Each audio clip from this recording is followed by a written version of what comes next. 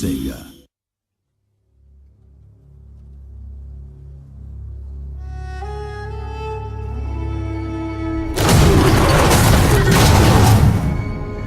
Rome 2 is epic in scale. It's a world-spanning, world-conquering game. To create that grandeur and that epic sense of scale, we need to create audio that really supports that.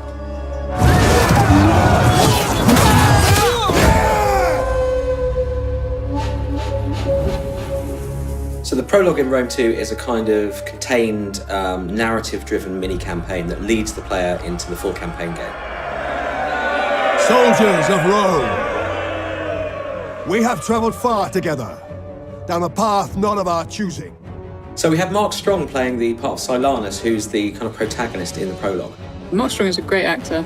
He's worked in numerous films, Kick-Ass, Sherlock Holmes. Mark is perfect for the role. He's got power and gravitas. You can just feel the strength in his voice when he delivers a line.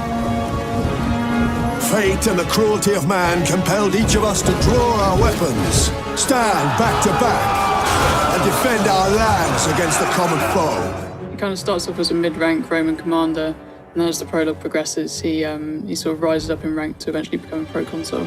He's a very accomplished military commander, the kind of guy you would follow into battle. Although interesting in the game, the more successful he becomes and the more power he accrues, he seems to fulfill that old saying that power corrupts and absolute power corrupts absolutely. It is clear that evil left unchecked will always find Rome. It's very important you understand the character you're playing in order to give the game some life. We shall forge our destiny together! If you're trying to find a way to give him gravitas and make him believable, you've got to make the lines sound like somebody who you would follow into battle. We did not seek this war. It is our homes at birth. So I've given him a kind of gravelly strength. He definitely draws the player into the game right from the start. He sort of builds up his character really well, and just kind of the weight and command in his voice works really well. My work this morning, there's been a lot of rallying call to battle, so as far as I'm concerned, Romans spend most of their time fighting, it seems to me. For Rome! Music is incredibly important in Rome 2 because it sets the tone for the historical backdrop, and it really draws the player into the atmosphere of the ancient world. It helps deliver the emotion in the game. It helps deliver the grandeur and the spectacle. And it helps us to create an identification with a particular culture. Largely, the inspiration comes from the visuals and the game itself. It's usually a case of sitting down and playing the game, looking at still shots, prototype artwork. That's probably the biggest challenge, actually working out what do we make Rome sound like? What do we make Romans sound like? They must be punished! And working out that musical formula or style. We've recorded the music live with the Slovak National Symphony Orchestra. We'd worked with them previously, and I know the setup and the sound there, so it was a simple decision really. The conductor was a guy called Jeff Atmajan. He'd got extensive recording experience on many feature films. He's really very good at communicating with the orchestra and shaping the phrasing that we're working on and rhythms so that we basically get what we really want and the music sounds as good as it can. When you record live musicians, you get the human emotion poured into the music. You get extra detail, depth and texture that's just not possible to do with electronic renditions.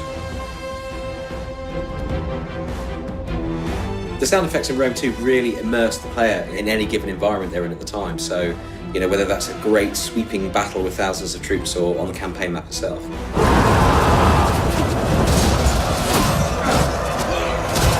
I think believability is probably the main reason that we need to have good sound effects.